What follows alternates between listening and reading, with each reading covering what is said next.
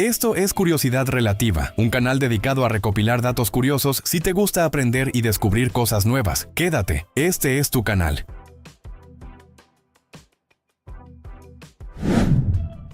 Imagina a un astronauta flotando en el espacio, sosteniendo un arma en sus manos, y de pronto aprieta el gatillo. Aunque parezca imposible por la falta de oxígeno, el disparo ocurre. Y eso se debe a cómo están diseñadas las balas. Una pistola o un rifle no dependen del aire exterior para funcionar.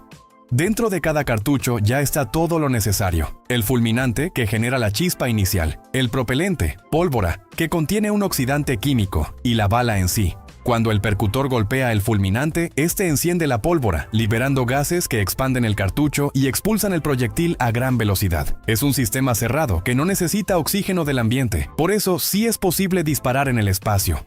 Pero lo realmente interesante son las consecuencias. En la Tierra, la bala se frena por la resistencia del aire y se curva por efecto de la gravedad. En el espacio, donde no hay atmósfera, la bala seguiría viajando en línea recta prácticamente para siempre, hasta que la gravedad de algún planeta o estrella alterara su trayectoria. Podría recorrer distancias impensables, convirtiéndose en un viajero silencioso del cosmos.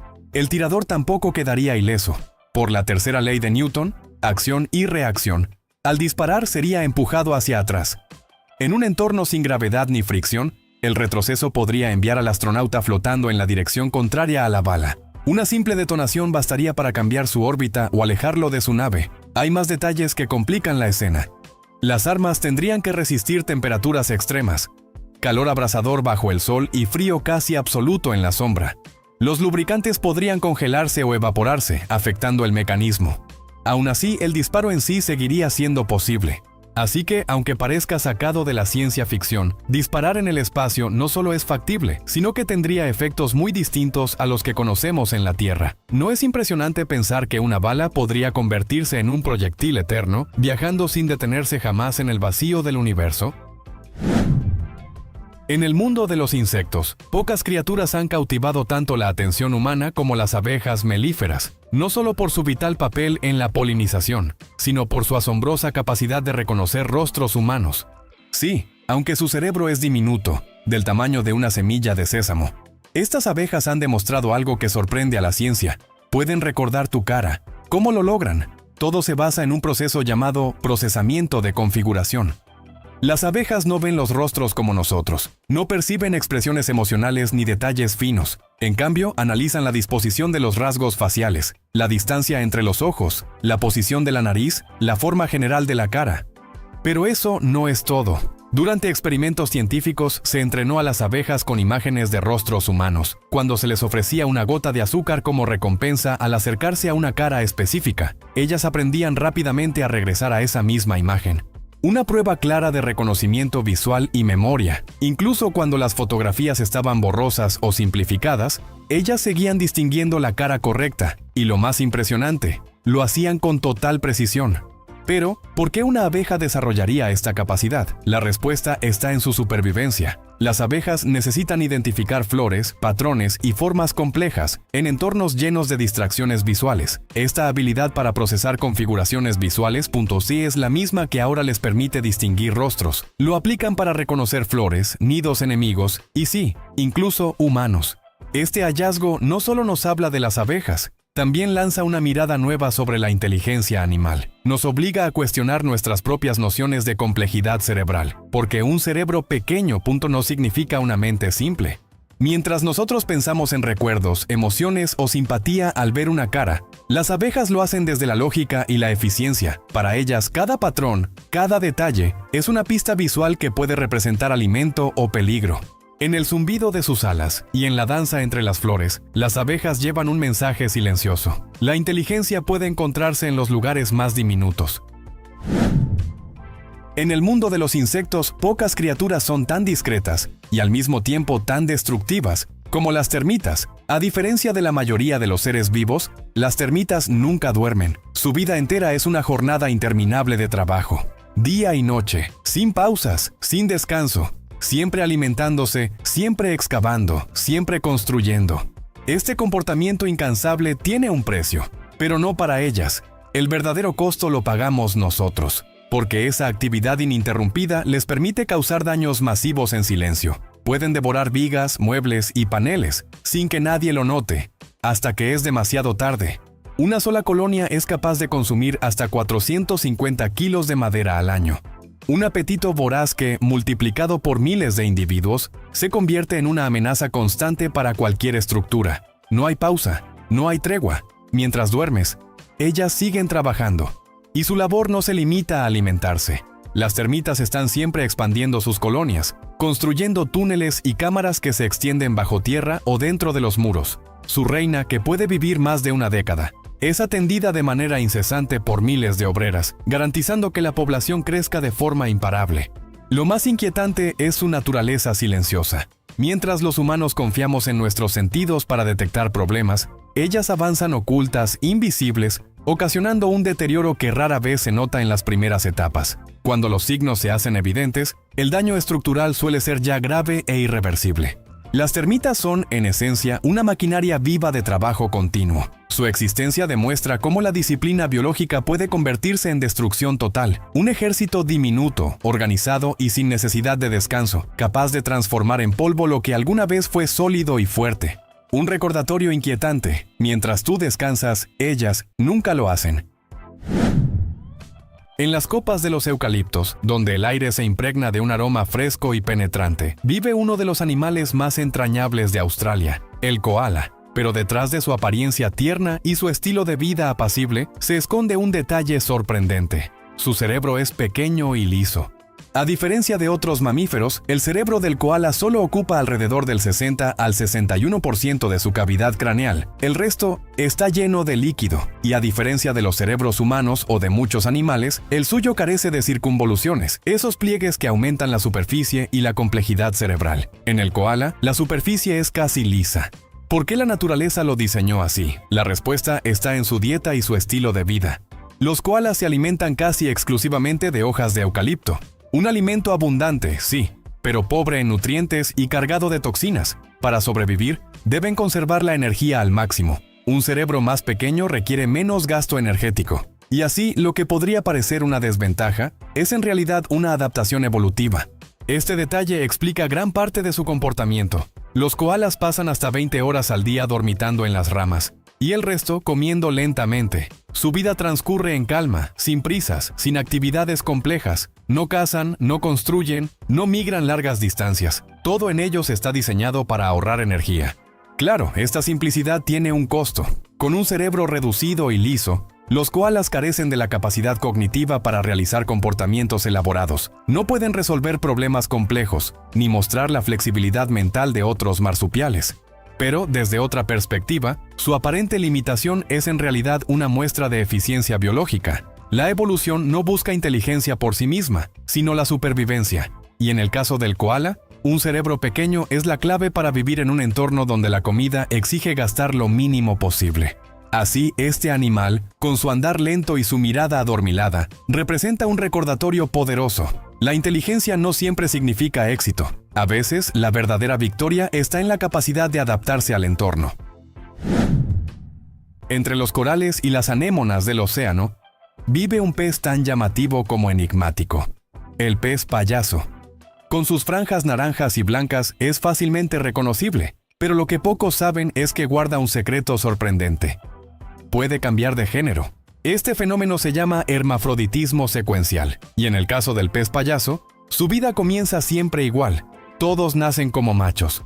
Dentro de la anémona, cada grupo sigue una estricta jerarquía social. En la cima está la hembra dominante, la más grande y fuerte de todas. Junto a ella, un solo macho reproductor, normalmente el segundo en tamaño, y debajo, varios machos más pequeños. Una especie de escalera de poder que rara vez se altera. Pero si la hembra muere, el equilibrio cambia de inmediato. El macho reproductor, que ocupaba el segundo lugar, entra en un proceso biológico impresionante. Sus testículos se transforman en ovarios. Se convierte en la nueva hembra del grupo. Este cambio no es improvisado. Está controlado por mecanismos genéticos y neuronales que reorganizan su sistema reproductivo. Y mientras tanto, el siguiente macho en la jerarquía asciende para convertirse en el nuevo reproductor. Así, la colonia mantiene su estabilidad y asegura la reproducción. Desde el punto de vista evolutivo, es una adaptación brillante. En un entorno donde los compañeros de vida pueden escasear, esta transformación garantiza que siempre habrá una pareja lista para perpetuar la especie. No se necesita buscar lejos, la solución está dentro del grupo. Lo más fascinante es que este proceso no ocurre en solitario. La jerarquía social de los peces payaso es rígida. Si un macho más pequeño intentara imponerse antes de tiempo, sería expulsado o eliminado. El orden se respeta, y el cambio de sexo ocurre solo cuando las condiciones lo demandan. En las profundidades marinas, el pez payaso es mucho más que un ícono colorido de los arrecifes. Es la prueba viviente de que la naturaleza puede reescribir sus propias reglas, cuando la supervivencia de una especie está en juego. Un recordatorio de que, en el océano, la vida siempre encuentra la manera de continuar. Imagina tomar un imán en tus manos y sentir cómo atrae un clip metálico sin siquiera tocarlo. Parece magia, pero detrás de ese fenómeno hay pura física. El magnetismo nace en el corazón de los átomos. Cada electrón que orbita el núcleo se comporta como un diminuto imán gracias a su movimiento y a su giro o spin. En la mayoría de los materiales, estos pequeños campos se cancelan porque los electrones apuntan en direcciones opuestas. Pero en algunos, como el hierro, el níquel o el cobalto, los electrones tienden a alinearse en la misma dirección. El resultado es un campo magnético colectivo capaz de atraer otros objetos. Un imán siempre tiene dos polos, norte y sur. Si acercas dos imanes, notarás que polos iguales se repelen y polos opuestos se atraen. Lo fascinante es que, sin importar cuánto cortes un imán, nunca obtendrás un polo aislado. Cada fragmento conservará siempre un norte y un sur. El campo magnético puede imaginarse como líneas invisibles que fluyen del polo norte hacia el sur, envolviendo el espacio alrededor. La relación entre electricidad y magnetismo es aún más sorprendente. Una corriente eléctrica genera un campo magnético a su alrededor, lo que permite crear electroimanes. Y al revés. Mover un imán cerca de un conductor puede inducir corriente eléctrica. Este principio es la base de motores, generadores eléctricos y buena parte de la tecnología moderna. El magnetismo no solo está en los imanes de tu refrigerador, la Tierra misma es un gigantesco imán. Su campo magnético no solo hace funcionar las brújulas, también actúa como un escudo que protege al planeta de la radiación solar. Sin él, la vida sería mucho más difícil en la superficie. Así que, cada vez que juegues con un imán, recuerda que en realidad estás sosteniendo una manifestación tangible de las leyes fundamentales del universo. ¿No es increíble pensar que ese objeto que parece tan simple comparte el mismo principio que mantiene en pie nuestra civilización tecnológica? En los prados tranquilos, donde las vacas parecen dedicarse solo a pastar y descansar, se esconde un detalle fascinante. Estas criaturas poseen una brújula interna. Estudios científicos, apoyados en imágenes satelitales, han revelado algo inesperado. Al observar miles de vacas en diferentes partes del mundo, los investigadores descubrieron que la mayoría de ellas se alinean siguiendo una dirección muy específica, norte-sur. No importa si están pastando, descansando o rumiando bajo el sol, su orientación parece estar determinada por el campo magnético de la Tierra. Este fenómeno conocido como magnetorrecepción no es exclusivo de las vacas. También se ha documentado en aves migratorias, peces, insectos e incluso en algunos mamíferos salvajes como los ciervos. Sin embargo, encontrarlo en animales domésticos como las vacas ha sorprendido a la comunidad científica, pues demuestra que esta habilidad podría estar mucho más extendida de lo que se creía. ¿Por qué ocurre? Las hipótesis apuntan a que se trata de una herencia evolutiva. En épocas pasadas, la capacidad de orientarse gracias al campo magnético terrestre habría sido esencial para desplazarse largas distancias en busca de agua, alimento o refugio. Aunque las vacas modernas no realizan migraciones de ese tipo, el mecanismo parece seguir activo, manifestándose en su comportamiento diario. Lo más intrigante es que hasta ahora no se ha encontrado un órgano especializado en las vacas que explique esta sensibilidad magnética. En aves e insectos se han identificado estructuras o células con partículas magnéticas, pero en mamíferos como las vacas, el secreto aún permanece oculto. La ciencia sigue buscando respuestas. Además, se ha comprobado que las líneas eléctricas cercanas a los campos pueden alterar esta alineación natural, haciendo que las vacas se dispersen en otras direcciones. Un indicio claro de que son sensibles, no solo al magnetismo terrestre, sino también a las alteraciones generadas por la actividad humana. En apariencia, las vacas son animales simples, con rutinas tranquilas y predecibles, pero al descubrir esta conexión invisible con la Tierra, entendemos que llevan dentro una habilidad sorprendente, un instinto silencioso que las conecta con las fuerzas magnéticas que envuelven al planeta. Una brújula biológica, grabada en lo más profundo de su ser. En el mundo animal, los sentidos son la clave para la supervivencia. Y en el caso de los gatos, hay un detalle que los hace únicos. No pueden percibir el sabor dulce. La explicación está en su genética. Los gatos carecen de un receptor específico, conocido como T1R2, una proteína indispensable para detectar lo que nosotros llamamos dulce. Sin este receptor, cualquier alimento azucarado para ellos es simplemente insípido. La razón se encuentra en la evolución. Los gatos son carnívoros obligados. Su dieta natural está basada en carne rica en proteínas y grasas, pero sin rastros de azúcares. A lo largo de millones de años, su organismo no necesitó mantener el sentido del sabor dulce. Era un gasto innecesario de energía. El resultado: un paladar diseñado para detectar lo salado, lo amargo y, sobre todo, lo umami, ese sabor asociado a los aminoácidos de la carne. Aún así, muchos dueños de gatos notan algo curioso. Sus mascotas a veces parecen interesarse en un yogur, un helado o un pastel. ¿Contradicción?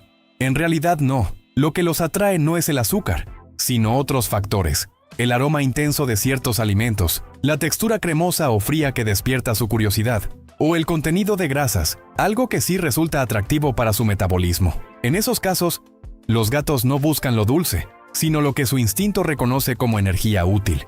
Pero esta diferencia en el gusto tiene implicaciones importantes. Los alimentos azucarados no solo no les aportan nada, sino que pueden resultar dañinos. Su organismo no está diseñado para procesar grandes cantidades de carbohidratos, y el consumo de azúcar puede provocarles obesidad, diabetes y otros problemas de salud.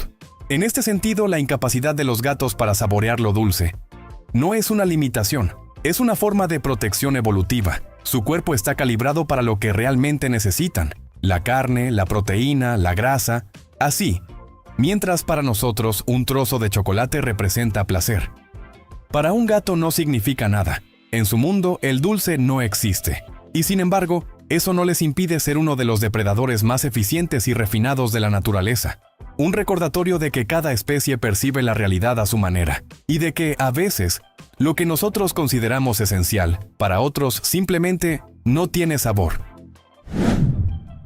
En el delicado mundo de las mariposas, donde cada aleteo parece un susurro de color, se esconde un secreto fascinante. Ellas sienten el sabor con sus patas.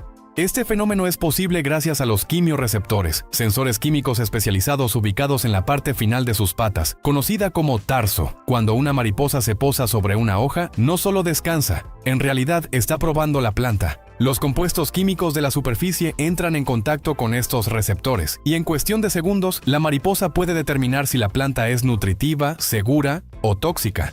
Esta habilidad es vital, sobre todo para las hembras. Antes de depositar sus huevos, necesitan asegurarse de que la planta será el alimento perfecto para las orugas que nazcan. Un error podría significar la muerte de toda una generación. Por eso, sus patas funcionan como un sistema de evaluación instantáneo. ¿Es esta la planta correcta? ¿Servirá para asegurar la supervivencia de su descendencia?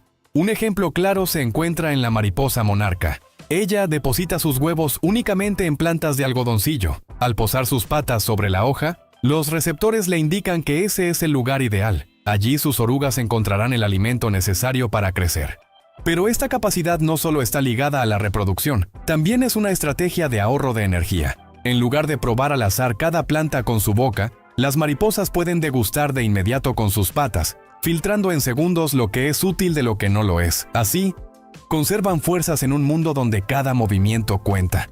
Lo sorprendente es que este mecanismo convierte cada aterrizaje en un acto de exploración sensorial. Lo que para nosotros sería un simple posarse, para ellas es un sofisticado análisis químico, una danza de moléculas que decide el futuro de su alimentación y el de sus crías. En definitiva, las mariposas no solo son símbolos de belleza y transformación, también son ejemplo de precisión evolutiva, donde hasta las patas se convierten en instrumentos de supervivencia. Un recordatorio de que, incluso en los seres más frágiles, la naturaleza ha diseñado mecanismos extraordinarios para asegurar que la vida continúe con cada aleteo. En las heladas costas donde los pingüinos habitan, su andar torpe y simpático siempre ha despertado curiosidad. Muchos piensan que estos animales no tienen rodillas, pero la realidad es muy diferente. Los pingüinos sí tienen rodillas, solo que están ocultas bajo su plumaje y su gruesa capa de grasa. Entonces, al observarlos caminar, pareciera que sus patas terminan justo donde comienza el cuerpo.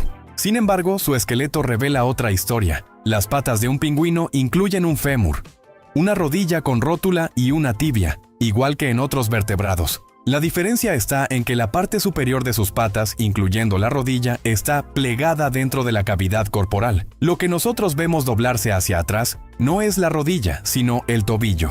Este diseño tiene un propósito clave. En el agua, los pingüinos necesitan moverse como auténticos torpedos vivientes. Al mantener sus rodillas escondidas dentro del cuerpo, logran una forma hidrodinámica que reduce la resistencia al nadar. Cada brazada de sus alas adaptadas se acompaña de un cuerpo compacto, diseñado para alcanzar gran velocidad bajo el mar. Además, esta disposición ayuda a conservar el calor. Las rodillas, al quedar resguardadas bajo plumas densas y una capa de grasa, están protegidas contra las bajas temperaturas de los ecosistemas antárticos y subantárticos, un detalle evolutivo que garantiza su supervivencia en ambientes extremos. Pero en tierra la historia cambia. Al caminar, sus rodillas ocultas obligan al cuerpo a moverse de forma rígida y tambaleante. Ese característico andar que tanto nos divierte es, en realidad, una consecuencia de tener las articulaciones escondidas, un recordatorio de que su diseño corporal está optimizado no para la tierra, sino para el agua. Su aparente simpleza esconde un complejo sistema de adaptaciones. El andar gracioso, las patas cortas y la ilusión de no tener rodillas son solo la fachada de un cuerpo moldeado por millones de años de evolución. Los pingüinos nos muestran que la naturaleza siempre busca el equilibrio perfecto. A veces, lo que no se ve a simple vista es lo que mejor explica la verdadera grandeza de una especie. En el caso de los pingüinos, sus rodillas invisibles son la clave de su éxito en el océano helado. Imagina entrar a un zoológico en cualquier parte del mundo y encontrarte con un panda gigante. Podría parecer un tesoro del país donde lo ves, pero la verdad es que ese panda sigue siendo propiedad de China, sin importar dónde nazca o viva. Durante gran parte del siglo XX, los pandas fueron usados como símbolos de amistad. China regalaba algunos ejemplares a otros países en lo que se conoció como diplomacia del panda.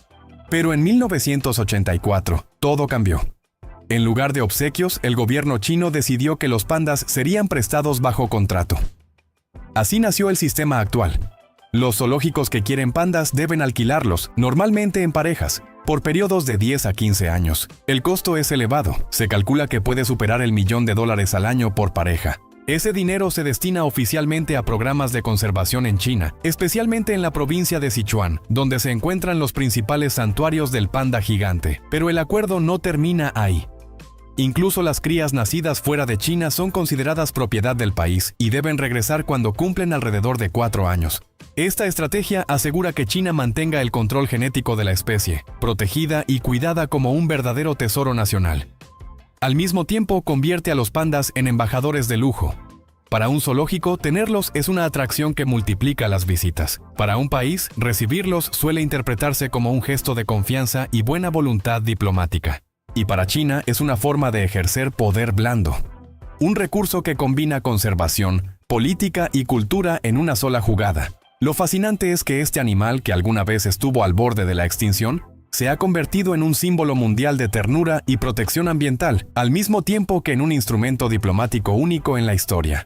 Así que, la próxima vez que veas un panda en un zoológico fuera de Asia, recuerda, ese adorable gigante blanco y negro no pertenece realmente al país en el que lo ves. Su pasaporte siempre dirá China. ¿No es increíble que un solo animal haya logrado unir ciencia, política y emociones en un fenómeno global? En las profundidades marinas habita una criatura que desafía nuestra comprensión del mundo visual. El camarón mantis, un animal pequeño en tamaño, pero con una de las capacidades sensoriales más sorprendentes de todo el reino animal. Mientras los humanos contamos con 3 tipos de receptores de color en nuestros ojos, ellos poseen entre 12 y 16 fotorreceptores distintos. Esto significa que su visión abarca un espectro de colores que va mucho más allá de lo que podemos imaginar. Donde nosotros solo vemos un tono uniforme, el camarón mantis puede distinguir matices y patrones ocultos.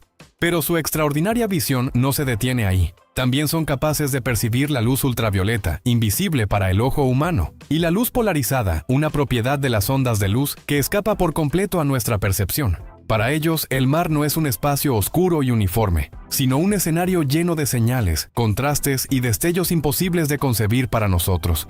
Aún más intrigante es la manera en que procesan esta información. En los humanos, la luz llega a los ojos y es enviada al cerebro para ser interpretada. En cambio, en el camarón mantis, los ojos mismos procesan gran parte de la información. Cada ojo funciona como un sistema independiente, capaz de detectar y analizar detalles al instante, lo que les da una ventaja evolutiva sin precedentes.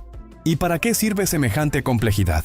Las hipótesis sugieren varias respuestas. La primera, identificar presas y depredadores con precisión, detectando patrones en su entorno que pasarían inadvertidos para otros animales. La segunda, la selección de pareja, donde la percepción de colores y señales invisibles para nosotros podría jugar un papel crucial. Y la tercera, la comunicación entre individuos, utilizando destellos de luz polarizada como mensajes secretos en el agua. El camarón mantis, con sus ojos compuestos, vive en un mundo que no podemos ni imaginar. Un mundo donde los colores son infinitos, donde la luz revela códigos ocultos y donde cada mirada encierra un poder sensorial único. Su visión nos recuerda que lo que vemos con nuestros propios ojos es apenas una fracción de lo que realmente existe. El océano, bajo la mirada del camarón mantis, no es solo azul, es un universo de luces invisibles.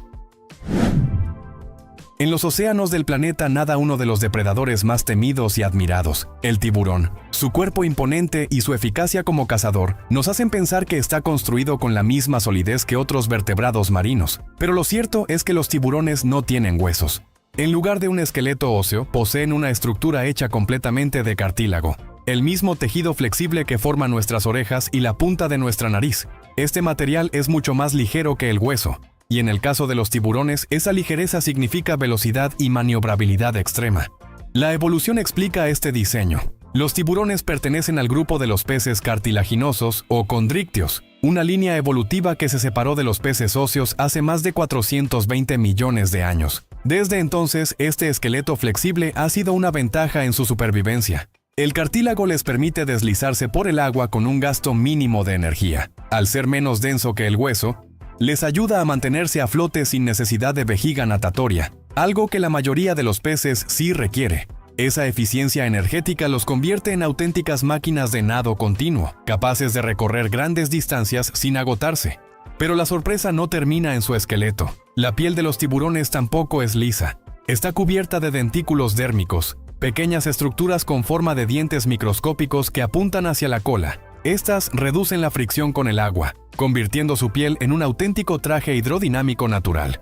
Y aunque sus esqueletos rara vez se fosilizan, porque el cartílago se descompone fácilmente, en algunos casos este tejido puede endurecerse lo suficiente para dejar rastro en el registro fósil. Gracias a eso sabemos que los tiburones llevan nadando en nuestros mares desde hace cientos de millones de años, sobreviviendo a extinciones masivas y adaptándose a cada cambio de la Tierra.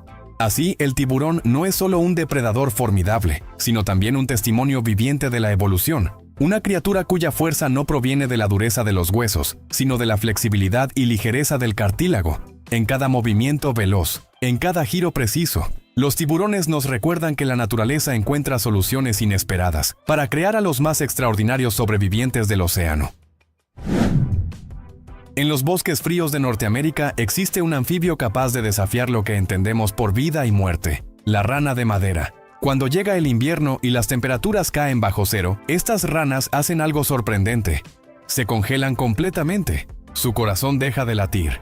La sangre deja de fluir y el cerebro entra en total silencio. Todo indicaría que están muertas, pero no lo están.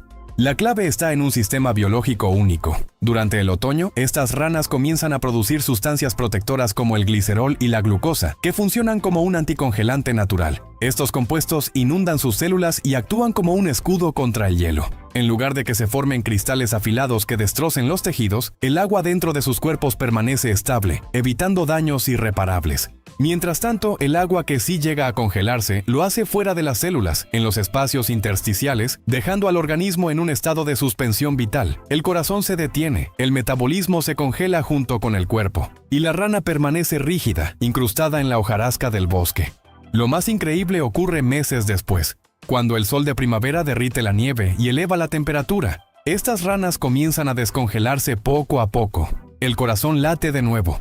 La sangre retoma su camino y la actividad cerebral se reactiva. La rana despierta como si nada hubiera pasado, lista para saltar y retomar su vida. Este proceso puede repetirse varios ciclos durante un mismo invierno. Algunas ranas permanecen congeladas hasta 8 meses seguidos. soportando temperaturas que matarían a la mayoría de los animales. Su capacidad de morir sin morir las convierte en una rareza biológica de gran interés científico. Hoy, los investigadores estudian a la rana de madera para entender cómo sus células soportan este estado de congelación sin colapsar. El objetivo es aplicar este conocimiento en áreas como la criopreservación de órganos humanos, lo que podría revolucionar los trasplantes y la medicina del futuro. Así, la humilde rana de madera, escondida bajo las hojas heladas de un bosque, guarda secretos que podrían cambiar la historia de la biología y la medicina. Un testimonio de que la naturaleza siempre encuentra caminos insospechados para garantizar la supervivencia. En los paisajes nevados de Europa y Norteamérica, hay un depredador que esconde un secreto fascinante: el zorro rojo. Más allá de su aguda vista y su fino olfato, los científicos han descubierto que este animal posee una habilidad extraordinaria. Puede usar el campo magnético de la Tierra como si llevara una brújula interna. Cuando la nieve cubre por completo el suelo y los pequeños roedores permanecen escondidos bajo capas de hielo, el zorro parece ejecutar un salto perfecto, casi matemático. Se eleva en el aire, se arquea y aterriza con precisión quirúrgica, justo encima de su presa. ¿Cómo logra calcular un blanco invisible? La clave está en el magnetismo terrestre. Los zorros son capaces de percibir la inclinación y dirección del campo magnético y lo usan como una referencia espacial, es decir, pueden ver un mapa invisible en el aire, que les permite estimar la distancia y la dirección exacta de su objetivo. Curiosamente, los estudios han mostrado que los saltos más exitosos ocurren cuando el zorro se lanza hacia el noreste. Esa orientación alineada con el campo magnético parece darles un punto de referencia adicional para afinar su puntería. De esta manera, no solo escuchan a su presa bajo la nieve, sino que también calculan con ayuda de esta brújula natural el punto exacto donde deben lanzarse.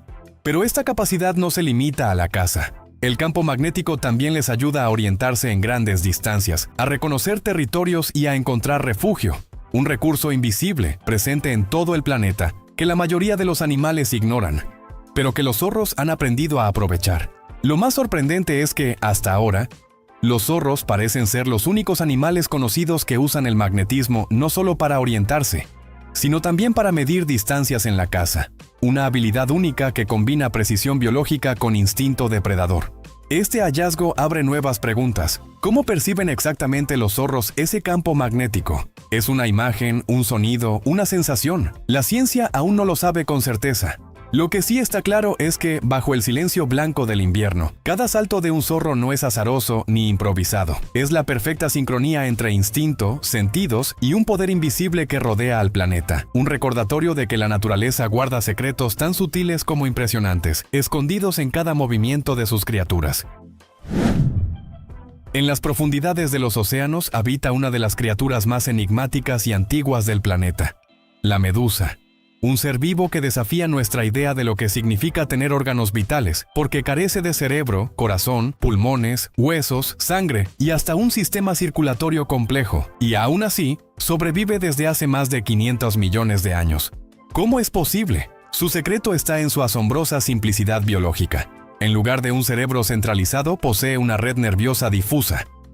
Este sistema le permite detectar cambios en la luz, en la temperatura y en la química del agua. Además, cuenta con pequeños órganos llamados estatocistos, que actúan como brújulas biológicas, ayudándolas a mantener el equilibrio y a orientarse en su entorno. Su movimiento también es peculiar. Aunque parecen nadar con elegancia, en realidad dependen en gran medida de las corrientes marinas. Su cuerpo se contrae de manera refleja, lo que les da ese característico vaivén hipnótico. Pero gran parte de su desplazamiento es pasivo, dejándose llevar por el flujo del océano. La estructura que mantiene todo en pie se llama mesoglea, una sustancia gelatinosa que constituye la mayor parte de su cuerpo y que, al estar compuesta en un 95% de agua, les otorga ligereza y flexibilidad. Es este material el que les da forma y soporte, a pesar de no tener esqueleto ni huesos que las sostengan. ¿Y cómo logran sobrevivir sin órganos tan cruciales para otros animales? La respuesta es su capacidad de adaptación. Al no depender de un corazón o de pulmones, las medusas respiran y distribuyen nutrientes directamente a través de la difusión. El oxígeno y los nutrientes pasan a través de sus delgadas capas corporales, llegando a cada célula sin necesidad de un sistema complejo. Esa simplicidad es, paradójicamente, lo que les ha permitido resistir condiciones extremas que acabarían con muchas otras especies. Son resilientes. capaces de habitar desde aguas cálidas y superficiales hasta profundidades oscuras y gélidas. Las medusas nos recuerdan que la vida puede existir en formas muy distintas a las que imaginamos, con un cuerpo frágil, casi transparente, y sin órganos que nosotros consideramos indispensables, han demostrado ser maestras de la supervivencia. Y mientras flotan silenciosas en el mar, parecen recordarnos que, a veces, la sencillez es la mayor de las fortalezas. En el vasto océano, uno de los maestros del disfraz es, sin duda, el pulpo. No solo cambia de color con una rapidez impresionante, sino que también tiene la capacidad de modificar la textura de su piel, transformándose en una copia casi perfecta de su entorno. Rocas, corales, arena o incluso algas, todo puede imitarlo. El secreto detrás de esta habilidad está en su biología única. Primero, en sus cromatóforos, células de pigmento que actúan como diminutas bolsas de color. Al expandirse o contraerse, permiten que el pulpo muestre tonos vivos o se funda con los fondos marinos más apagados. Pero eso es solo el comienzo. Lo realmente extraordinario son las papilas, pequeñas proyecciones en la piel que, bajo control muscular, cambian la textura de su cuerpo. Con ellas, un pulpo puede pasar de una piel lisa y suave a una superficie rugosa, llena de protuberancias que simulan las irregularidades de una roca o la aspereza de un coral. Esta transformación ocurre en cuestión de segundos, creando un camuflaje tridimensional que engaña tanto a la vista como al tacto. ¿Para qué hacen esto? La primera y más evidente razón es el camuflaje. Es su manera de desaparecer ante los depredadores, volviéndose casi invisibles en el entorno, pero también es una estrategia de caza. Al asemejarse a su alrededor, pueden acechar a sus presas sin ser detectados hasta el momento exacto del ataque. Además, el cambio de color y textura es un lenguaje silencioso. Un pulpo puede volverse oscuro y rugoso para parecer amenazante, o adoptar tonos claros y suaves para mostrar calma. Este código visual sirve tanto para comunicarse con otros pulpos como para advertir a posibles enemigos. Incluso en su movilidad, esta habilidad tiene un papel. Al alisar su piel, reducen la resistencia al nadar, facilitando escapes rápidos o desplazamientos más eficientes por el agua. Esta combinación de color, textura y comunicación convierte a los pulpos en auténticos ilusionistas del océano. Ningún otro animal posee un control tan sofisticado de su apariencia. Observar a un pulpo cambiar ante tus ojos es presenciar una de las adaptaciones más impresionantes de la naturaleza. Un recordatorio de que, en el mar, nada es exactamente lo que parece, y que bajo cada roca, cada sombra y cada coral, podría esconderse un maestro del camuflaje esperando el momento justo para revelarse. En el mundo militar existen rangos, títulos y tradiciones solemnes, pero pocas tan peculiares como la de Sir Niels Olaf, un pingüino rey que ostenta nada menos que el rango de caballero y coronel en jefe de la Guardia Real de Noruega.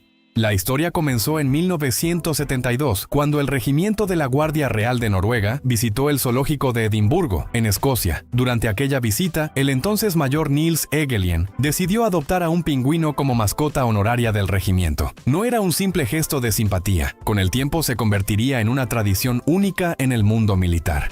Ese primer pingüino recibió el nombre de Niels Olav, en honor al mayor Egelien y al rey Olav V de Noruega.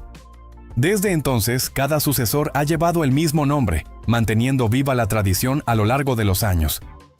Hoy, el actual representante es Sir Niels Olav III, residente del zoológico de Edimburgo. Lo sorprendente es que este pingüino no es solo una mascota simbólica, ha sido ascendido en ceremonias oficiales con toda la formalidad de un acto militar. Desde soldado raso, pasando por sargento y hasta llegar a coronel. Cada ascenso se ha celebrado con la Guardia Real de Noruega, rindiéndole honores. En 2008, el rey Harald V lo nombró oficialmente Caballero de la Orden de San Olaf, consolidando su estatus como uno de los pingüinos más distinguidos del planeta. El pingüino también ostenta el título de Barón de las Islas Bouvet, y en varias ocasiones ha pasado revista a las tropas noruegas, con su caminar torpe y solemne, mientras soldados perfectamente uniformados se mantienen firmes. Un contraste curioso pero profundamente respetado por la tradición.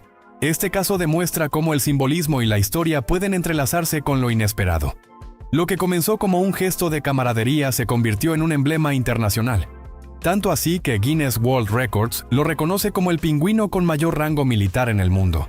Más allá de lo anecdótico, Sir Niels Olav representa la unión entre dos países, Noruega y Escocia. y al mismo tiempo muestra cómo incluso un animal puede convertirse en parte de la memoria cultural y militar de una nación. Un caballero real, un coronel con plumas y una figura que recuerda que la tradición no siempre está ligada a la solemnidad, sino también al ingenio y a la capacidad de sorprender.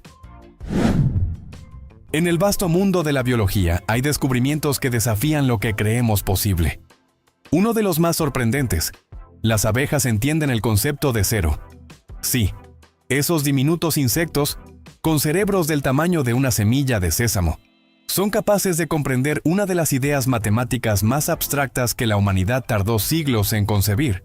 ¿Cómo se llegó a esta conclusión? Investigadores entrenaron a abejas melíferas para que eligieran siempre la opción con la menor cantidad de objetos. Tras este aprendizaje, se les presentó un escenario nuevo, un conjunto vacío. La expectativa era clara. ¿Lo identificarían como menos que cualquier otro número? Y para asombro de todos, lo hicieron. Las abejas seleccionaron de manera consistente la superficie sin objetos como la cantidad más baja.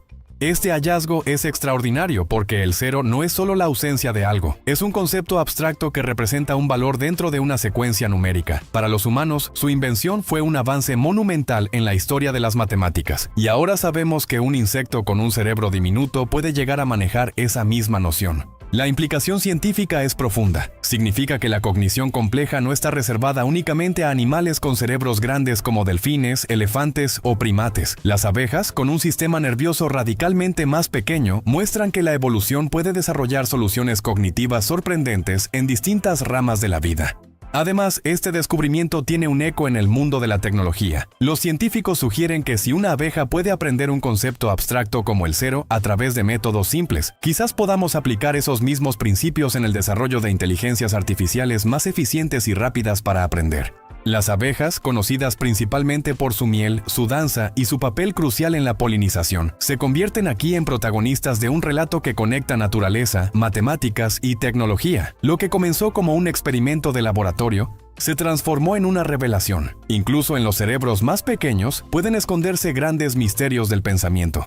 En definitiva, cada zumbido de una abeja nos recuerda que la inteligencia adopta formas inesperadas y que, quizá, la frontera entre lo que creemos exclusivo de los humanos y lo que comparte el resto del reino animal es mucho más difusa de lo que imaginamos. En el mundo natural existen capacidades que parecen sacadas de un laboratorio futurista, y una de ellas la poseen los caracoles manzana. Pueden regenerar completamente sus ojos después de perderlos. Este fenómeno, que a primera vista parece imposible, ha despertado el interés de la ciencia moderna, pues podría abrir la puerta a terapias de restauración visual en humanos. El proceso comienza tras la lesión o amputación.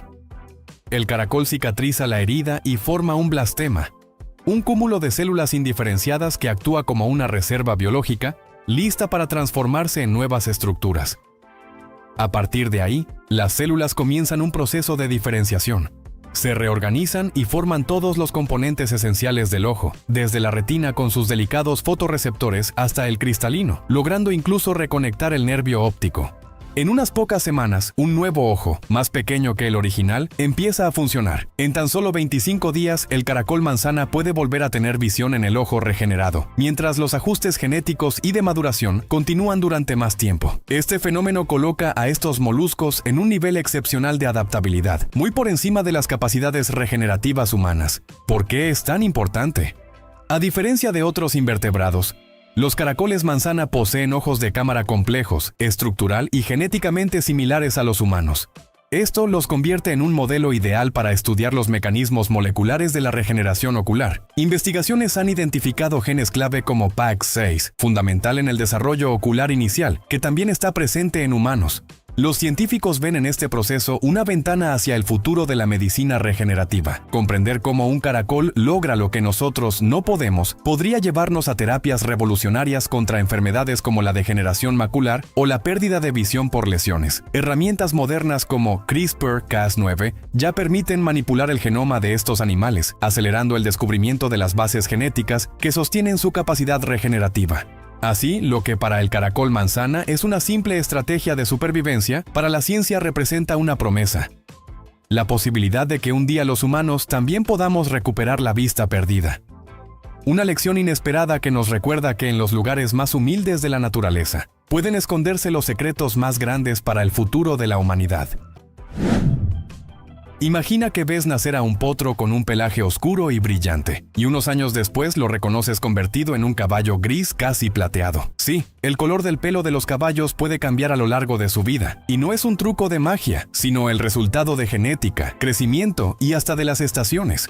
Desde el primer día, muchos caballos muestran un color que no conservarán. El ejemplo más sorprendente es el de los caballos grises. Suelen nacer negros o castaños y con los años su pelo se aclara poco a poco hasta volverse blanco casi por completo. Pero no son los únicos. Caballos alazanes pueden volverse más claros. Los bayos adquieren tonos más dorados y razas como el apalosa pueden ver cómo sus manchas se expanden o se hacen más visibles con la edad.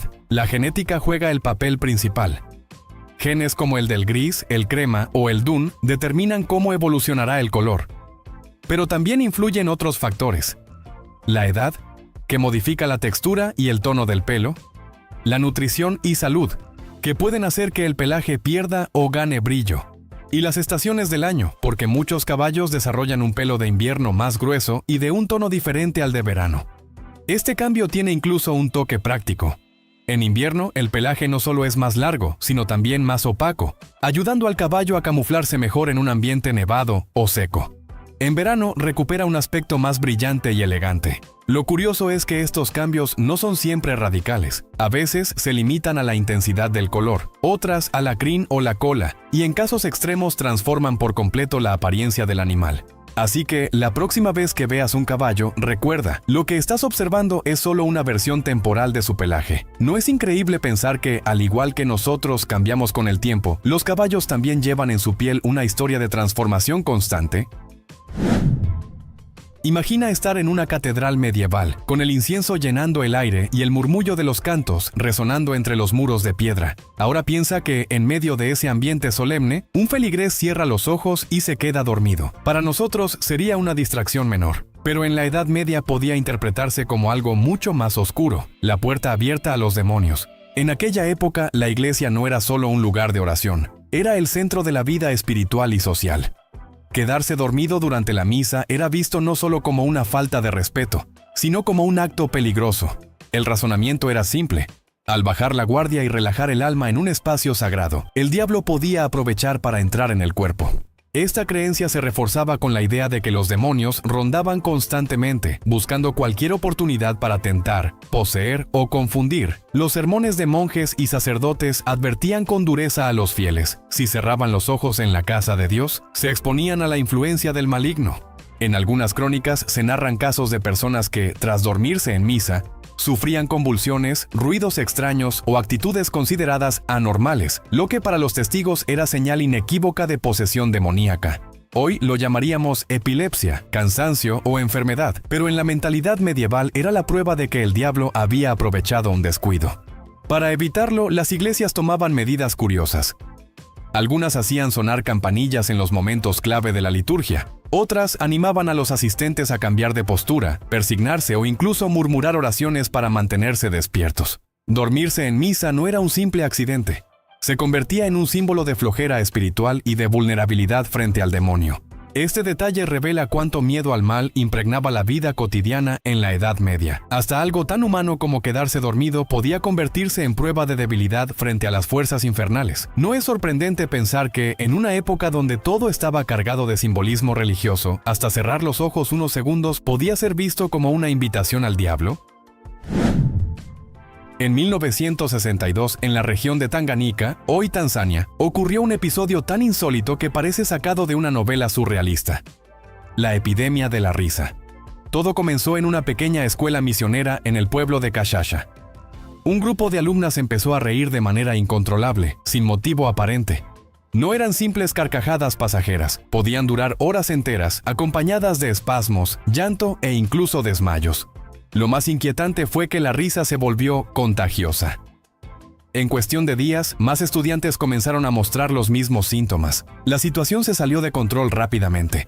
La escuela tuvo que cerrar. Pero eso no detuvo la propagación.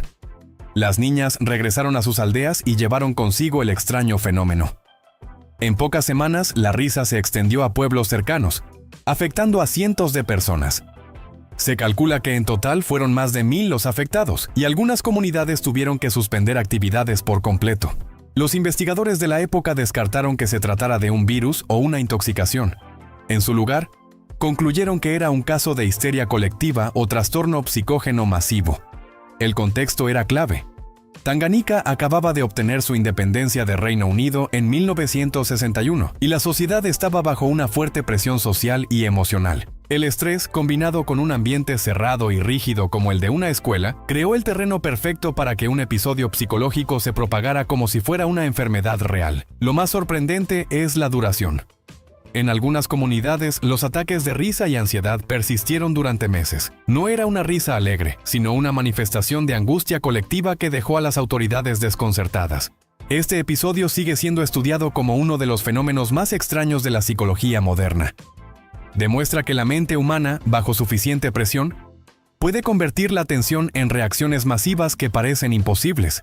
La próxima vez que escuches una carcajada, piensa en esto. En Tanzania, hace más de medio siglo, la risa se transformó en una epidemia que paralizó pueblos enteros. ¿No es increíble y perturbador que algo tan simple como reír pueda convertirse en un eco de miedo compartido? En la historia de la humanidad hay prácticas que parecen moverse entre la ciencia y la magia, y ninguna es tan fascinante como la alquimia. Imagina un tiempo en que los laboratorios estaban llenos de humo, símbolos extraños y frascos burbujeantes, y donde la meta no era solo transformar metales, sino alcanzar la perfección misma. La alquimia floreció en distintas partes del mundo. En China estaba ligada al taoísmo y la búsqueda del elixir de la inmortalidad. En India se relacionaba con el ayurveda y la purificación del cuerpo. En el mundo islámico fue cultivada por sabios que tradujeron textos griegos y le dieron un enfoque más experimental, llamándola alcamilla. De ahí surge la palabra química. Y en Europa medieval alcanzó su mayor esplendor con figuras como Paracelso o Nicolás Flamel, siempre con la obsesión de hallar la piedra filosofal. Los objetivos eran tan ambiciosos como simbólicos. Transformar metales comunes en oro, descubrir un elixir capaz de curar todas las enfermedades y prolongar la vida, y al mismo tiempo alcanzar un conocimiento espiritual profundo. Para muchos alquimistas, el trabajo en el laboratorio era un espejo del alma. Convertir el plomo en oro era también transformar lo burdo en sabiduría. Aunque la ciencia moderna demuestra que esas metas eran imposibles, la alquimia dejó huellas reales. Desarrollaron técnicas como la destilación, la sublimación y la cristalización. Perfeccionaron hornos y utensilios que hoy son básicos en la química, y empezaron a sistematizar el conocimiento sobre la materia. En cierto modo, fueron los precursores de los químicos modernos, aunque sus fines estuvieran envueltos en símbolos, mitos y misterio. Más allá de los metales y los elixires, la alquimia fue también un lenguaje metafórico. En sus textos, el plomo simbolizaba la imperfección y el oro representaba la plenitud espiritual. De ahí que sus experimentos pudieran leerse como meditaciones filosóficas, tanto como intentos científicos. Así que, cuando pienses en alquimia, no la veas solo como un intento fallido de hacer oro. Era una búsqueda de conocimiento total, donde la materia y el espíritu se mezclaban en un mismo crisol. ¿No es fascinante pensar que de esa mezcla de sueños imposibles y experimentos reales nació poco a poco la ciencia que hoy conocemos como química? En el centro de muchas galaxias se esconde un secreto tan colosal que desafía nuestra imaginación: los agujeros negros supermasivos. No son los restos de una estrella colapsada, sino auténticos titanes cósmicos que pueden concentrar millones, incluso miles de millones de veces, la masa del Sol. Nuestra propia galaxia, la Vía Láctea, alberga uno. Se llama Sagitario A, y su peso equivale a unos 4 millones de soles comprimidos en un espacio más pequeño que el sistema solar. No podemos verlo directamente, porque ni la luz escapa de su interior, pero los astrónomos han confirmado su presencia observando cómo las estrellas cercanas giran a velocidades vertiginosas alrededor de un punto aparentemente vacío. Y no está solo. En la galaxia M87 se encuentra otro agujero negro supermasivo, aún más impresionante, con 6.500 millones de masas solares. Fue este el primero en ser fotografiado en 2019 por el Telescopio del Horizonte de Sucesos, una hazaña científica que por primera vez nos mostró la sombra de uno de estos gigantes cósmicos. Lo más enigmático es su origen. Algunos astrónomos creen que nacieron como agujeros negros estelares que fueron creciendo al devorar gas, polvo y estrellas durante miles de millones de años. Otros sostienen que podrían haberse formado poco después del Big Bang, a partir del colapso de enormes nubes de materia primordial. Aún no tenemos la respuesta definitiva, y cada hipótesis abre nuevas preguntas. Pero estos colosos no son meros devoradores silenciosos. Sus chorros de energía y radiación son tan potentes que influyen en la formación de estrellas y en la evolución de sus galaxias anfitrionas. Son, en cierto sentido, los arquitectos invisibles del universo, capaces de dar forma a estructuras cósmicas gigantescas. Así que sí, los agujeros negros supermasivos existen, y aunque permanecen ocultos a simple vista, su poder marca el destino de las galaxias. ¿No es asombroso pensar que mientras vivimos nuestras vidas cotidianas, en el corazón de la Vía Láctea late un monstruo invisible de millones de soles, sosteniendo y moldeando la galaxia que llamamos hogar? Imagina que tomas un automóvil y avanzas a una velocidad constante de 100 km por hora, sin detenerte jamás. A ese ritmo tardarías alrededor de 6 meses en llegar a la Luna y más de 4.500 años en alcanzar la estrella más cercana a la Tierra. Ahora piensa en lo que significan las galaxias, distancias tan grandes que nuestra mente apenas logra concebirlas. La galaxia más cercana a la Vía Láctea es Andrómeda y está situada a 2,5 millones de años luz de nosotros. Eso quiere decir que la luz, que viaja a 300.000 km por segundo, tarda más de 2 millones de años en recorrer ese trayecto. Cuando la observamos a través de un telescopio, no la vemos como es hoy, sino como era hace millones de años, cuando nuestros ancestros aún caminaban sobre la Tierra primitiva. Si intentáramos viajar hacia Andrómeda con la nave más rápida que hemos construido, la Voyager 1, que avanza a 61.000 km por hora, nos tomaría más de 40.000 millones de años alcanzar nuestro destino. Para ponerlo en perspectiva, el universo mismo tiene una edad aproximada de 13.800 millones de años. Es decir, llegar a la galaxia vecina con nuestra tecnología actual tomaría un tiempo muy superior a toda la historia del cosmos. Y esto es solo hablando de la galaxia más próxima. Muchas otras se encuentran a cientos, miles o incluso millones de años luz. Es por eso que los astrónomos dejaron hace tiempo de medir el universo en kilómetros y prefieren hacerlo en años luz, la única escala que puede transmitir de manera aproximada la magnitud de esas distancias. Así que sí, es cierto, los seres humanos no alcanzamos a comprender verdaderamente las dimensiones que implican los viajes entre galaxias. Son números tan descomunales que se vuelven casi abstractos, difíciles de procesar para una mente acostumbrada a contar en horas y kilómetros. Y sin embargo, esas cifras nos recuerdan algo maravilloso. Vivimos en un universo inmenso, donde lo que alcanzamos a ver es apenas un pequeño destello de una realidad mucho más grande. Imagina subirte a un avión que no solo alcanza velocidades supersónicas, sino que además responde a cada movimiento con una fuerza brutal, capaz de multiplicar por 9 tu propio peso. Eso es lo que significa pilotar un jet de combate, y es la razón por la que no cualquiera puede hacerlo. Lo primero que hay que entender es que no se trata simplemente de un avión más rápido. Un caza moderno es una máquina de guerra con sistemas de navegación, radares, misiles, comunicación y control de vuelo que exigen un nivel de preparación casi imposible de improvisar. El piloto no solo vuela, debe procesar decenas de datos en tiempo real y decidir en segundos, sabiendo que cualquier error puede ser fatal. Después está la exigencia física. En un giro brusco, el cuerpo de un piloto puede experimentar hasta 9 veces la fuerza de la gravedad. Esto significa que, si pesa 80 kilos, su cuerpo puede sentir como si pesara 720. Bajo esas condiciones, la sangre se acumula en las extremidades, la visión se vuelve borrosa y sin entrenamiento, la persona se desmaya.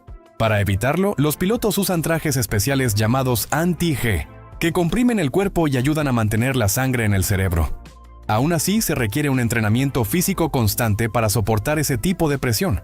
La parte psicológica no es menos importante. Un piloto de combate necesita reflejos extraordinarios, concentración absoluta y la capacidad de mantener la calma bajo una presión inimaginable. No cualquiera puede decidir en medio de un combate, con alarmas sonando y segundos de margen, si lanza un misil, si esquiva o si mantiene el rumbo.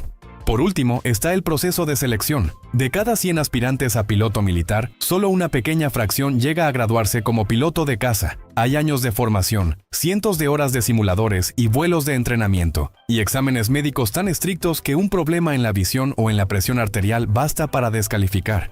En resumen, pilotar un jet de combate no es un privilegio casual, es una combinación de preparación extrema, resistencia física y temple mental. No es sorprendente pensar que detrás de cada maniobra perfecta en el aire hay años de disciplina para lograr que un ser humano pueda domar a una máquina creada para la guerra. Entre todos los músculos que mueven nuestro cuerpo, hay uno pequeño y aparentemente discreto que esconde una fuerza descomunal: el macetero, el músculo de la mandíbula. Se encuentra a los lados del rostro, conectando la mejilla con la mandíbula inferior, y es el responsable de algo tan cotidiano como masticar, aunque su poder va mucho más allá de lo que parece. En relación con su tamaño, el macetero es considerado el músculo más fuerte del cuerpo humano. No lo decimos a la ligera. Este músculo puede generar una presión de hasta 442 kilogramos en un solo punto, según registros del libro Guinness. Eso significa que, proporcionalmente, puede ejercer más fuerza que los bíceps o incluso que los glúteos, músculos mucho más grandes. Lo impresionante es que lo usamos constantemente sin darnos cuenta. Cada vez que muerdes una manzana, rompes una nuez o masticas un trozo de carne, tu mandíbula pone en marcha una maquinaria diseñada para triturar con precisión y potencia. De hecho, si comparas, un bíceps al levantar peso distribuye la carga a lo largo del brazo, mientras que el macetero concentra toda su fuerza en la mordida, logrando una eficacia extraordinaria. Eso sí, hablar de músculo más fuerte tiene matices. Si hablamos de resistencia, el campeón indiscutible es el corazón, que late sin descanso durante toda nuestra vida. Si hablamos de volumen y peso, el glúteo mayor se lleva el título. Pero cuando se trata de fuerza proporcional a su tamaño, el macetero ocupa el primer lugar sin discusión. Este detalle nos recuerda algo fascinante. La fuerza no siempre está en lo más visible. A veces, los músculos más pequeños cumplen funciones vitales con una eficiencia que supera lo imaginable. En el caso del macetero, gracias a él podemos alimentarnos, hablar y sobrevivir día tras día. La próxima vez que des un mordisco y escuches crujir un alimento entre tus dientes, piensa en esto. Llevas en tu mandíbula una de las piezas más poderosas de todo tu cuerpo. ¿No es increíble que tanta fuerza se oculte en un lugar tan discreto? Imagina un mundo sin jeans. Hoy parecen tan comunes que cuesta pensar que alguna vez no existieron, pero su historia comienza hace poco más de 150 años y surge de una necesidad muy práctica: crear ropa resistente para los trabajadores del siglo XIX. Durante la fiebre del oro en California, los mineros necesitaban pantalones que soportaran el trabajo duro. Ahí aparece Levi Strauss, un inmigrante alemán que había llegado a San Francisco como comerciante. Strauss vendía telas gruesas para carpas y tiendas, hasta que un sastre llamado Jacob Davis tuvo una idea brillante: reforzar los pantalones de trabajo con remaches de cobre en las zonas que más se rompían, como los bolsillos y la entrepierna. Juntos patentaron el invento en 1873, y con ello nacieron los primeros jeans. La tela utilizada era el denim, un algodón resistente teñido con índigo azul. Su nombre proviene de Serge de Nîmes, una tela francesa de Nîmes, y la palabra jeans viene de Gens, Génova, Italia, ciudad conocida por producir ropa de algodón para marineros. Desde su origen, esta prenda ya llevaba consigo una mezcla de culturas. Al inicio, los jeans eran simples pantalones de trabajo, pensados para mineros, granjeros y vaqueros. El color azul oscuro tenía además una ventaja: disimulaba bien la suciedad. Pero en el siglo XX, los jeans cruzaron la frontera de lo práctico para convertirse en un símbolo cultural. Tras la Segunda Guerra Mundial, comenzaron a popularizarse en la moda juvenil, y en los años 50 actores como James Dean y Marlon Brando los elevaron al estatus de ícono de rebeldía. Desde entonces pasaron de los campos y minas a las pasarelas y a la vida cotidiana en todo el mundo. Hoy, los jeans no solo son una prenda práctica, sino un lienzo de estilo. Desgastados, ajustados, acampanados o de alta costura, se han transformado en una pieza universal. Lo que empezó como un pantalón rudo para mineros, terminó convertido en una prenda que simboliza libertad, juventud y hasta identidad cultural. Así que la próxima vez que uses un par de jeans, recuerda: llevas puesto un invento nacido de la necesidad, que evolucionó hasta convertirse en uno de los mayores iconos de la moda global. ¿No es sorprendente que un pantalón de trabajo del siglo XIX terminara marcando generaciones enteras?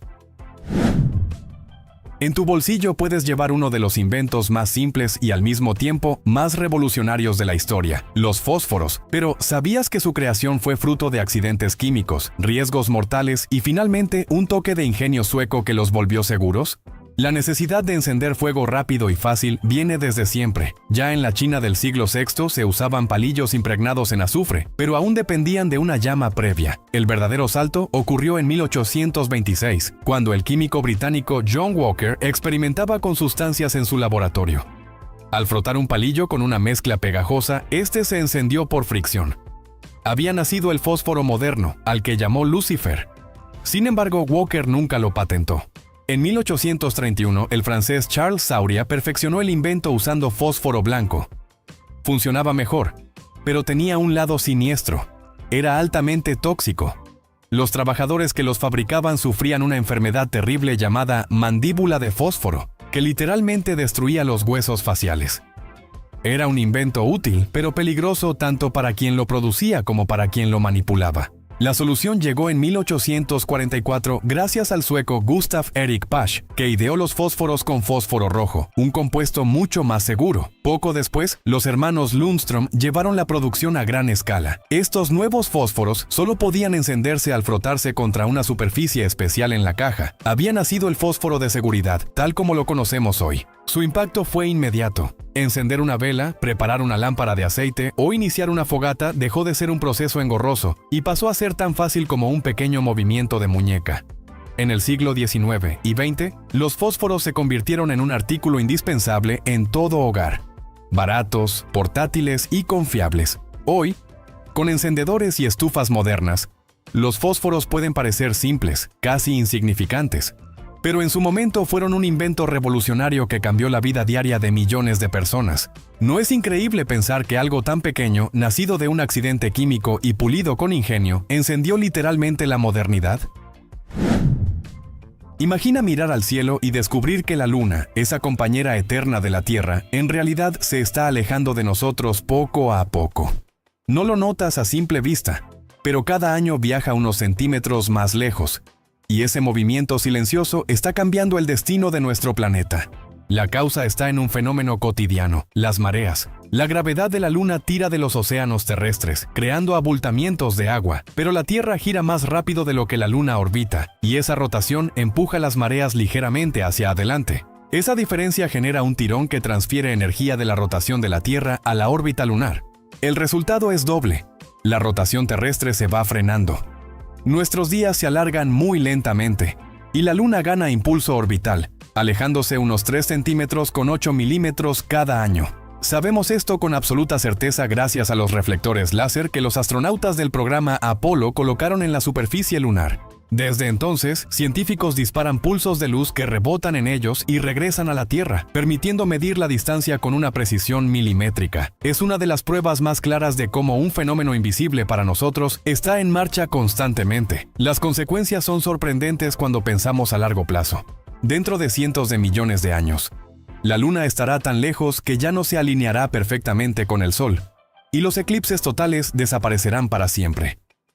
Los días en la Tierra seguirán alargándose, y la estabilidad de nuestro eje, que regula las estaciones, podría verse alterada, cambiando climas y paisajes de manera drástica. Aunque para nosotros 3 centímetros al año no signifiquen nada, en escalas cósmicas es un cambio gigantesco. Aunque para nosotros 3 centímetros al año no signifiquen nada, en escalas cósmicas es un cambio gigantesco. La Luna, que nació de un choque colosal hace más de 4.000 millones de años, todavía sigue escribiendo nuestra historia, alejándose paso a paso mientras moldea el tiempo y las mareas. Así que, la próxima vez que mires al cielo y veas la Luna brillante, recuerda, no está tan quieta como parece. Se va poco a poco y con su viaje arrastra también el destino de la Tierra. ¿No es asombroso que algo tan cotidiano como las mareas guarde el secreto de un cambio cósmico? Pocas motocicletas han dejado una huella tan profunda en la historia como la Honda C90. Lo que comenzó como una evolución práctica de la línea Super Cup terminó convirtiéndose en un ícono de movilidad popular en todo el mundo. La historia arranca en los años 60, cuando Honda presentó la C90 como una versión mejorada de la ya exitosa Super Cup de 1958. Su objetivo era claro: un vehículo accesible, confiable y tan fácil de usar que cualquiera pudiera subirse y manejarlo, incluso sin experiencia previa. Equipaba un motor monocilíndrico de 90 centímetros cúbicos de 4 tiempos, con transmisión semiautomática de 3 velocidades. Eso significaba que no se necesitaba embrague manual. Bastaba con acelerar y cambiar suavemente de marcha, lo que facilitaba mucho su conducción. El secreto de su popularidad estaba en la combinación de simplicidad y durabilidad. El consumo era mínimo. Podía recorrer cerca de 100 kilómetros con apenas 1 litro de combustible, algo impensable para la época. Además, su chasis bajo y la carrocería de plástico cubriendo parte de las piernas la hacían cómoda y práctica, ideal para quienes la usaban en la vida diaria con uniforme, vestido o ropa de trabajo. La C90 conquistó mercados en Asia, África y América Latina. Fue la moto del estudiante que iba a clases, del repartidor que recorría barrios enteros, del trabajador que necesitaba una herramienta confiable. Pronto ganó fama de indestructible, porque podía recorrer miles de kilómetros con apenas un mantenimiento básico. De hecho, muchas de estas motos aún circulan décadas después de haber salido de fábrica. Culturalmente, la C90 no fue solo un vehículo, fue un símbolo de progreso y accesibilidad. Con más de 100 millones de unidades vendidas en toda la familia Super Cub, sigue siendo la motocicleta más producida en la historia. En algunos lugares se convirtió en parte del paisaje urbano, asociada a la idea de esfuerzo, practicidad y movilidad al alcance de todos. Así que, la próxima vez que veas una Honda C90, no la mires solo como una moto pequeña y modesta. Piensa que estás frente a un invento que cambió la forma en que millones de personas se movieron por el mundo. ¿No es asombroso que un diseño tan simple lograra convertirse en una leyenda sobre ruedas? Imagina arrojar una botella de vidrio a la naturaleza y pensar que desaparecerá pronto, como una hoja o un pedazo de madera. La verdad es mucho más inquietante. El vidrio puede tardar más de 1 millón de años en descomponerse. El secreto está en su composición. El vidrio se fabrica principalmente a partir de arena de sílice, mezclada con otros minerales que, al calentarse a temperaturas altísimas, se funden en una estructura molecular tan estable que la naturaleza no puede romper fácilmente. A diferencia de materiales orgánicos como el papel o la comida, que bacterias y hongos degradan en cuestión de semanas, el vidrio carece de enemigos biológicos. Eso significa que, una vez abandonado, permanece casi intacto. Para dimensionarlo, mientras una cáscara de plátano tarda unos meses en desaparecer y una bolsa de plástico unos cientos de años, un fragmento de vidrio puede resistir 1 millón o hasta 4 millones de años antes de desintegrarse. Y en lugares secos como los desiertos, donde la erosión es mínima, se han encontrado trozos de vidrio con miles de años que lucen casi como nuevos. Sin embargo, este dato tiene un giro positivo. A diferencia del plástico, el vidrio es 100% reciclable. Puede fundirse y transformarse infinitas veces en nuevos envases o ventanas sin perder calidad. Eso significa que una botella que hoy usas podría convertirse en otra dentro de 20 años, o dentro de 200 siempre que llegue a una planta de reciclaje en lugar de un basurero, o peor aún, al mar. Este pequeño objeto cotidiano nos recuerda algo enorme. Cada vez que desechamos vidrio sin reciclar, estamos dejando una huella que puede durar más que nuestra propia especie. Pero al mismo tiempo, si lo reciclamos, podemos darle una vida útil interminable. Así que, la próxima vez que tengas una botella de vidrio en la mano, piensa en esto. Tienes en tu poder un material casi inmortal. ¿No es impresionante que algo tan frágil al tacto pueda, en realidad, desafiar al tiempo mismo? Imagina un animal prehistórico que ha sobrevivido más de 450 millones de años casi sin cambios y cuya sangre azul se ha vuelto esencial para la medicina moderna. Ese es el cangrejo herradura, una criatura marina que, aunque parece salida de otra era, hoy salva millones de vidas humanas. Su sangre no es azul por casualidad. A diferencia de la nuestra, que se tiñe de rojo gracias al hierro de la hemoglobina, la del cangrejo herradura contiene hemocianina, una proteína basada en cobre que, al oxigenarse, brilla en un tono azul intenso. Pero lo realmente extraordinario es otra característica. Sus células llamadas amebocitos reaccionan de inmediato cuando entran en contacto con toxinas bacterianas. Forman coágulos para aislar y neutralizar cualquier amenaza. Ese mecanismo natural fue aprovechado por la ciencia. A partir de la sangre de estos cangrejos se creó el test LAL, lisado de amebocitos del Limulus, capaz de detectar mínimas trazas de endotoxinas bacterianas. Gracias a él, cada vacuna, suero, marcapasos, prótesis o catéter que usamos pasa por un control riguroso para asegurarse de que esté completamente libre de contaminación. Dicho de otro modo, probablemente cada medicamento que has recibido alguna vez fue verificado gracias a la sangre de estos animales. Pero hay un lado polémico. Extraer esta sangre no es sencillo ni barato. Un solo litro puede costar más de $15,000. Para obtenerla, los cangrejos herraduras son capturados. Se les extrae parte de la sangre y luego se liberan. Aunque muchos sobreviven, se estima que entre un 10 y un 30% muere en el proceso, lo que genera preocupación sobre el impacto en sus poblaciones naturales. Hoy existen alternativas sintéticas, como el factor C recombinante, que buscan sustituir el uso de estos animales sin perder eficacia. Sin embargo, la transición aún no es completa y la industria farmacéutica sigue dependiendo en gran medida de ellos. La próxima vez que recibas una vacuna o uses un medicamento seguro, recuerda este hecho sorprendente. Un ser marino que parece un fósil viviente ha puesto su sangre azul al servicio de la humanidad. ¿No es increíble que la vida de millones dependa del secreto biológico de un animal que ha resistido al tiempo durante cientos de millones de años? Imagina que la mayoría de los volcanes de la Tierra no están en montañas humeantes ni en islas ardientes, sino ocultos bajo kilómetros de agua en los océanos. De hecho, se estima que el 80% de los volcanes del planeta se encuentran bajo el mar, y aunque no los vemos, son protagonistas silenciosos de la historia de la Tierra. Estos volcanes submarinos se localizan principalmente en las dorsales oceánicas, enormes grietas en el fondo marino donde las placas tectónicas se separan y permiten que el magma ascienda. Uno de los ejemplos más impresionantes es la dorsal mesoatlántica, una cadena montañosa submarina que recorre todo el Atlántico de norte a sur y que es más larga que cualquier cordillera en tierra firme. Aunque invisibles para nosotros, su actividad es constante. Cada erupción no solo libera lava, sino que también da forma al relieve submarino.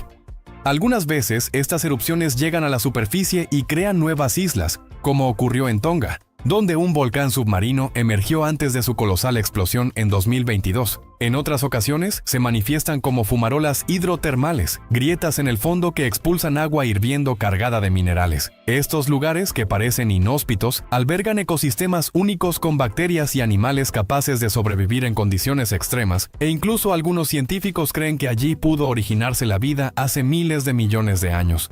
Se calcula que existen más de 1 millón de volcanes submarinos, aunque solo hemos explorado una pequeña parte de ellos. Esto significa que buena parte de la actividad volcánica del planeta ocurre fuera de nuestra vista. Y no solo influyen en la geología, también participan en el equilibrio del clima, pues liberan gases como dióxido de carbono y calientan las corrientes marinas, afectando la circulación oceánica. Lo fascinante es que estos gigantes ocultos recuerdan que nuestro planeta sigue vivo, respirando fuego en las profundidades marinas. Así que, la próxima vez que mires el mar, piensa en esto. Bajo la superficie, donde parece reinar la calma, hay volcanes que moldean continentes, crean vida y transforman el planeta sin que lo notemos. ¿No es asombroso que la mayor parte de la actividad volcánica del mundo suceda en un lugar que rara vez podemos ver? Imagina estar en la cima de una montaña y descubrir que tu reloj, sin que lo notes, va un poco más rápido que el de alguien que se quedó en la playa. Parece imposible, pero es un efecto real de la relatividad general de Albert Einstein. La gravedad influye en el paso del tiempo. La explicación está en cómo funciona el espacio-tiempo. Cuanto más fuerte es un campo gravitatorio, más lento transcurre el tiempo. A nivel del mar, estás más cerca del centro de la Tierra y sientes una gravedad ligeramente mayor que en la cima de una montaña. Esa pequeña diferencia hace que los relojes en la costa marquen el tiempo un poquito más despacio que los relojes en las alturas. Ahora bien, ¿de cuánto hablamos? En una montaña de unos 3.000 metros de altura, la diferencia con respecto al nivel del mar es de apenas 30 microsegundos al año. Es tan pequeña que los humanos no la percibimos, pero los relojes atómicos, capaces de medir el tiempo con una precisión increíble, han demostrado una y otra vez que este efecto es real. Y aunque parezca insignificante, tiene consecuencias prácticas. El sistema de GPS no funcionaría sin estas correcciones. Los satélites que orbitan la Tierra están más alejados de la gravedad terrestre, y sus relojes avanzan más rápido que los nuestros. Si no se ajustara constantemente esa diferencia, los errores en la navegación serían de kilómetros en cuestión de minutos. Este fenómeno nos recuerda algo fascinante. El tiempo no es absoluto ni idéntico en todas partes. Dos personas, una en lo alto de una montaña y otra al nivel del mar, envejecen técnicamente a ritmos distintos, aunque la diferencia sea imperceptible en la vida diaria. Así que, la próxima vez que contemples una montaña, piensa en esto. No solo estás viendo una maravilla de la naturaleza, también un lugar donde el tiempo fluye distinto. ¿No es increíble que algo tan cotidiano como la altura cambie la forma en que vivimos el tiempo mismo? Imagina que tu cerebro, que apenas pesa 1,5 kilos, Consume cerca del 20% de toda la energía de tu cuerpo. Es como si un pequeño foco en tu casa se llevara la mayor parte de la electricidad. Y aunque no lo notes, este gasto ocurre las 24 horas del día, incluso cuando duermes. La razón está en su complejidad. Tu cerebro alberga alrededor de 86,000 millones de neuronas, y cada una de ellas puede conectarse con miles de otras a través de sinapsis. Esta red consume una cantidad enorme de glucosa y oxígeno para generar impulsos eléctricos que controlan absolutamente todo. Desde respirar y mantener el corazón latiendo hasta recordar tu infancia o resolver un problema matemático. Lo más curioso es que este gasto energético no aumenta de manera desproporcionada cuando piensas mucho. Incluso en reposo, tu cerebro sigue consumiendo la misma energía, porque nunca se detiene. Regula el equilibrio interno de tu cuerpo, procesa estímulos del entorno y organiza la información que se convertirá en recuerdos o sueños. Dicho de otra manera, el piloto automático de tu mente es tan exigente como tus momentos de máxima concentración. En los niños, este fenómeno es aún más sorprendente. Su cerebro puede gastar hasta un 50% de la energía corporal total. Esto explica por qué el desarrollo cerebral en la infancia es tan demandante y por qué los pequeños duermen tanto. Su mente está en plena construcción. Por supuesto, hay un precio. El cerebro no tolera bien la falta de combustible. Una caída rápida de glucosa puede provocar mareos, y apenas unos minutos sin oxígeno resultan fatales. Por eso el cuerpo da prioridad absoluta al flujo sanguíneo hacia la cabeza. Proteger al órgano que dirige todo. Así que, la próxima vez que sientas agotamiento después de estudiar o resolver un problema, recuerda esto: no es tu imaginación, tu cerebro es un devorador de energía insaciable. ¿No resulta asombroso que el órgano más pequeño en proporción sea, al mismo tiempo, el más hambriento y vital de todos?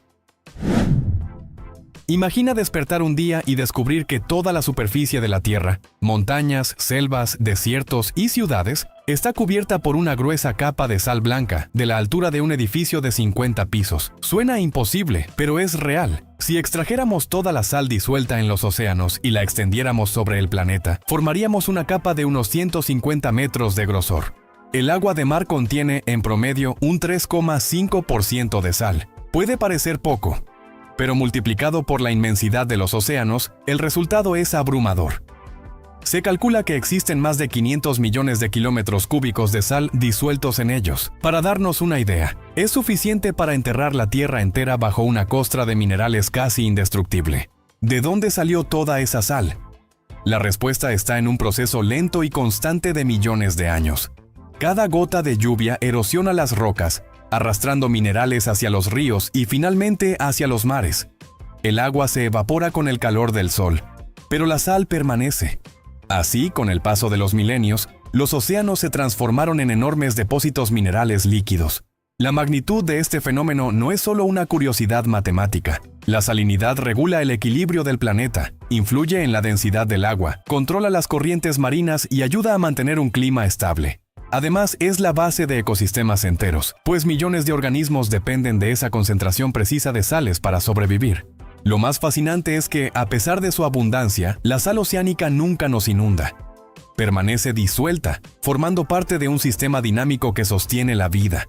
Los mares son, literalmente, gigantescos laboratorios químicos en los que el agua y la sal trabajan en armonía desde antes de que existiera la humanidad. Así que, la próxima vez que pruebes el agua salada del mar, recuerda esto: estás bebiendo una muestra diminuta de un tesoro que, si se solidificara, cubriría el planeta entero. ¿No es increíble pensar que los océanos esconden suficiente sal para rehacer la Tierra en una esfera blanca y mineral? En 1952 ocurrió un episodio que cambió la historia de la inteligencia artificial y de los juegos. El ajedrez fue el primer juego en ser jugado entre una computadora y un humano. Todo comenzó con Alan Turing, considerado el padre de la informática moderna. Fascinado por la idea de que una máquina pudiera pensar, diseñó un programa de ajedrez al que llamó TuroChamp. El detalle curioso es que en ese tiempo, las computadoras aún eran demasiado limitadas para ejecutar el algoritmo en tiempo real. Entonces, Turing lo resolvió de una manera ingeniosa. Él mismo simulaba los cálculos que debía hacer la computadora, siguiendo paso a paso las instrucciones del programa. En esa simulación se jugó la primera partida registrada contra un humano, su colega Alec Glennie. El resultado fue que el programa perdió. Pero lo importante no fue la derrota, sino el precedente. Por primera vez, Un software había intentado desafiar la mente humana en un juego considerado símbolo de inteligencia y estrategia. Este hito abrió el camino a décadas de investigación. En los años 70 comenzaron a aparecer los primeros programas capaces de jugar ajedrez de manera autónoma en computadoras cada vez más potentes. Con el tiempo, las máquinas mejoraron hasta alcanzar un nivel competitivo.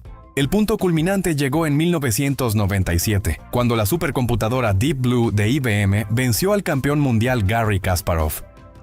Ese momento fue visto como una victoria simbólica de la inteligencia artificial frente al intelecto humano.